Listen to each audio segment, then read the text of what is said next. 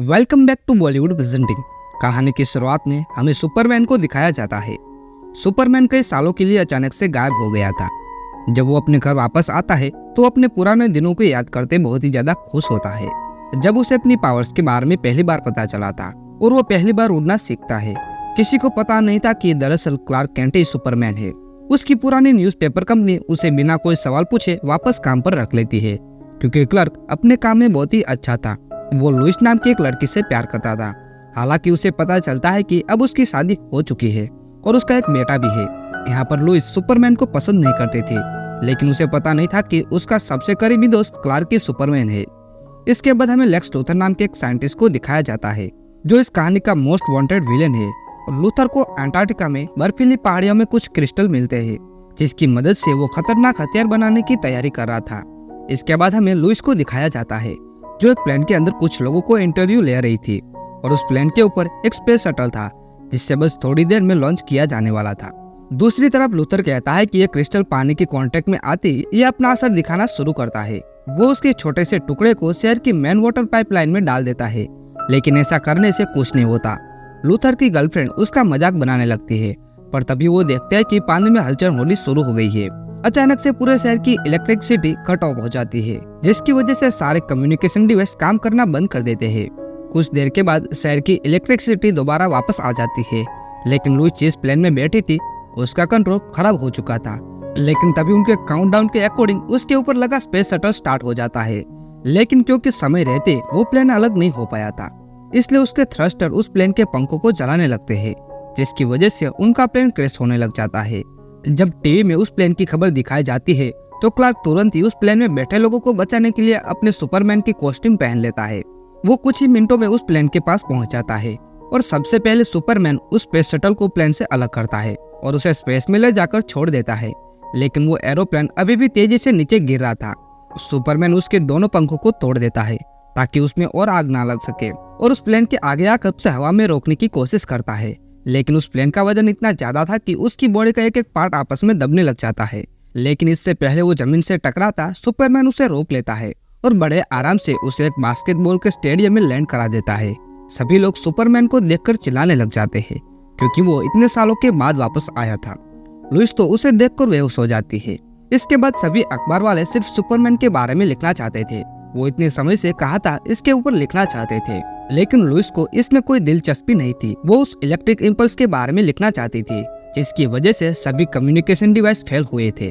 लेकिन उसका बॉस सिर्फ उसे सुपरमैन के बारे में लिखने को कहता है। यहाँ पर क्लार्क लुइस के बेटे से मिलता है और लुइस के पति को देखकर उसे अच्छा नहीं लगता, पर वो अब कर भी क्या सकता था।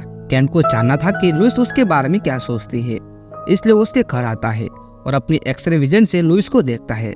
लुइस और उसका पति रिचर्ड सुपरमैन के बारे में बात कर रहे थे।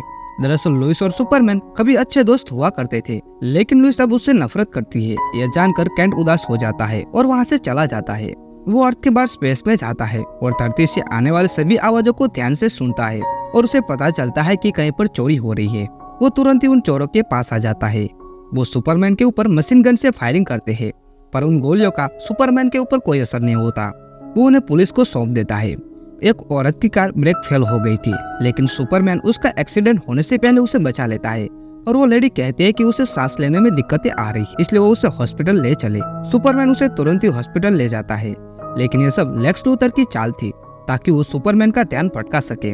वो इसी बीच एक म्यूजियम से क्रिप्टोनाइट को चोरी कर लेता है, जो 1978 में स्पेस से गिरा था, और क्रिप्टोनाइट सुपरमैन की सबसे बड़ी कमजोरी थी। उस रात सभी को बचाने के बाद सुपरमैन की यह खबर अखबार में छापी जाती है। लुइस उस म्यूजियम में हुई चोरी के बारे में लिखना चाहती थी, पर उसका बॉस सिर्फ सुपरमैन के बारे में लिखने को कहता है। इसके बाद हमें लूथर को दिखाया जाता है, जहां उसकी गर्लफ्रेंड उसे जोर का थप्पड़ मारती है, क्योंकि उसने सच में कार का ब्रेक्स फेल करवा दिए थे। इसके बाद हमें वो क्रिस्टल दिखाए जाते हैं जो हरे रंग के थे। अब ऐसा नहीं था कि लूथर के बारे में किसी को पता नहीं था, बल्कि सुपरमैन ने उसे पहले कई बार पकड़ा था, लेकिन जिस दिन उसके खिलाफ गवाही देनी थी उसी दिन सुपरमैन गायब हो गया था, जिसके बाद पुलिस ने लूथर को छोड़ दिया था। लुइस बिल्डिंग की छत पर सिगरेट पी रही थी, लेकिन तभी वहाँ सुपरमैन आ जाता है। वो उससे कहता है कि लोग जानना चाहते हैं कि मैं इतने समय से कहाँ हूँ, इसलिए मैं तुम्हें इंटरव्यू देना चाहता हूँ। वो लुइस से माफी मांगता है क्योंकि वो उसे बिना बताए गायब हो गया था। यहाँ पर सुपरमैन लुइस का बहुत अच्छा दोस्त था, लेकिन लुइस को भी पता नहीं था कि क्लार्क की सुपरमैन है। इसके बाद सुपरमैन उसे अपने साथ आसमान में ले जाता है और उसे समुद्र के ऊपर घुमाता है। वो उससे पूछता है कि तुमने मेरे खिलाफ आर्टिकल क्यों लिखा। तो यहाँ पर लुइस ने ऐसा सिर्फ इसलिए किया था क्योंकि वो सुपरमैन से नाराज थे, लेकिन अब से उन दोनों के बीच सब कुछ ठीक हो जाता है। इसके बाद सुपरमैन एंटार्क्टिका आता है और वो देखता है कि किसी ने सारे क्रिस्टल को चोरी कर लिए है। लुइस को छानबीन करने पर उस घर के बारे में पता चलता है जहाँ सबसे पहले बिजली गई थी। इसके बाद वो एक बोट में आती है और वहाँ पर उसे पता चलता है कि यह बोट लूथर की है। लूथर ने उसे देख लिया था। मोरो उसे अपने शैतानी प्लान के बारे में बताता है। यहाँ पर लूथर के पास जो क्रिस्टल थे, जब वो पानी के साथ रिएक्ट करता है तो एक बीज की तरह वो फैलने लग जाता है और उसका प्लान था कि वो समुद्र को बीचे बीच उन सभी क्रिस्टल को फेंक देगा और उसके आसपास का पानी सॉलिड क्रिस्टल में बदल जाएगा और इस तरह से वो समुद्र के बीच में अपना एक नया देश बनाएगा। यहाँ पर लुइस उससे कहते हैं कि सुपरमैन तुम्हें ऐसा नहीं करने देगा, लेकिन यहाँ पर सुपरमैन को रोकने के लिए लूथर के पास क्रिप्टोनाइट था। इसके बाद वो क्रिप्टोनाइट और उस क्रिस्टल को एक साथ मिलाकर पानी में फेंक देता है और वो पानी से रिएक्ट करते ही वो बहुत तेजी से फैलने लग जाता है। लुइस मदद के लिए अपने ऑफिस में एक फैक्स भेजती है, लेकिन लूथर के लोग उसे ऐसा करता हुआ देख लेते हैं और उसे मारने लग जाते हैं। जेसन अपनी माँ को बचाने के लिए एक पूरा पियानो उसके ऊपर फेंक देता है। जेसन के अंदर सुपरमैन की पावर थी। इसका मतलब था कि जेसन रिचर्ड का नहीं बल्कि सुपरमैन का बेटा था। क्लार्क को लुइस का भेजा हुआ फैक्स मिल जाता है और वो उसे बचाने के लिए चाहता है, लेकिन वो देखता है कि समुद्र में कोई चीज तेजी से उनके शहर की तरफ आगे बढ़ रही है। उस क्रिस्टल की वजह से शहर में भूकंप आने लग जाता है और शहर की बड़ी बड़ी इमारतें हिलने लग जाती है। सुपरमैन ऊपर से गिरने वाले मलबे से लोगों को बचाता है। उनके शहर में गैस पाइपलाइन में ब्लास्ट हो जाता है और वो आग तेजी से उनकी तरफ आगे बढ़ रही थी, पर सुपरमैन अपनी एक फूंक से उस पूरी आग को बुझा देता है। उनके शहर के लोगों को बचाने के बाद सुपरमैन लुइस के पास जाने लग जाता है। रिचर्ड लुइस को बचाने आया था, लेकिन वो क्रिस्टल पानी से बाहर आने लग जाते हैं और उनमें से एक उसकी बॉडी से टकराता है और उसके 2 टुकड़े हो जाते हैं और वो तीनों पानी के अंदर डूबने लग जाते हैं। लेकिन तब भी सुपरमैन उन्हें बचाने के लिए आ जाता है। यहाँ पर रिचर्ड एक पायलट था। वो जेसन और लुइस को लेकर वहाँ से निकल जाता है। इसके बाद सुपरमैन लूथर के पास जाता है, लेकिन उस क्रिस्टल की वजह से सुपरमैन ने अपनी पावर खो दी थी। यहाँ पर लूथर सुपरमैन को एक जोर का पंच मारता है और उसके लोग उसे बुरी तरह से पीटने लग जाते हैं।